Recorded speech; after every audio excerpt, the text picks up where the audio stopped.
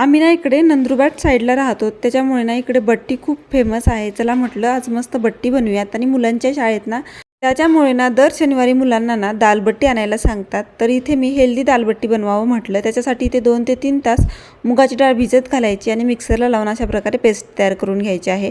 आता ते पेस्ट आपल्याला मोठ्या ताटामध्ये काढून घ्यायचं आहे। त्याच्यामध्ये लाल तिखट, गरम मसाला, चवीप्रमाणे मीठ, जिरे आणि इथे मी लसूण आणि जे कोथिंबीर असते ना ते मिक्सरला वाटून घेतली, ते सुद्धा टाकलेले आहे। आता आपल्याला अगदी थोडंसं तूप टाकायचं आहे। कोरडं गव्हाचं पीठ टाकून अशा प्रकारे घट्ट असा पिठाचा गोळा करायचा आहे। हा गोळा 4 ते 5 मिनिटासाठी साईडला ठेवायचा आहे। त्याच्यानंतर आपल्याला अशा प्रकारे एक छोटी चपाती लाटून घ्यायची, वरून तूप लावायचं, कोरडं पीठ अशा प्रकारे आपल्याला पसरवून टाकायचं आहे। त्याच्यानंतर अजून अशा प्रकारे मुडदून घ्यायचं, त्याच्यानंतर तूप लावायचं।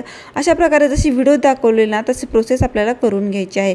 त्याच्यानंतर रोल तयार करून घ्यायचा आहे आणि ऑटोमॅटिक अशा प्रकारे एक मस्त असा शेप तयार होतो। तर पाहू शकता तुम्ही इथे चाकूने सुद्धा कट करून घेऊ शकता, पण चाकूने थोडासा शेप बिघडतो, म्हणून मी अशा प्रकारे दोऱ्याने कट करून घेते। तर पाहू शकता मस्त अशा दोऱ्याने कट केल्यानंतर ना शेप बिलकुल कट होत नाही आणि मस्त असं कट होऊन जातं। आता खालून आपल्याला अशा प्रकारे आपल्याला जोडून घ्यायचं आहे आणि एक छान असा आकार तयार होतो। पाहू शकताय मस्त असा आकार तयार झालेला आहे। राहिलेलं सुद्धा आपल्याला अशाच प्रकारे करून घ्यायचं आहे।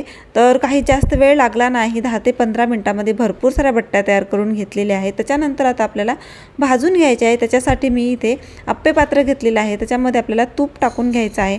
पूर्ण प्रोसेस आपल्याला तुपामध्ये करून घ्यायची आहे। मस्त आपल्याला आता हे बट्ट्या जे आहे तूप लावून भाजून घ्यायचे आहे। गॅसची फ्लेम स्लो ठेवा आणि अलटून पालटून सगळीकडून आपल्याला मस्त एक खरपूस अशी बट्ट्या भाजून घ्यायच्या आहेत। थोडा वेळ मी अशाच प्रकारे झाकून ठेवलेला आहे।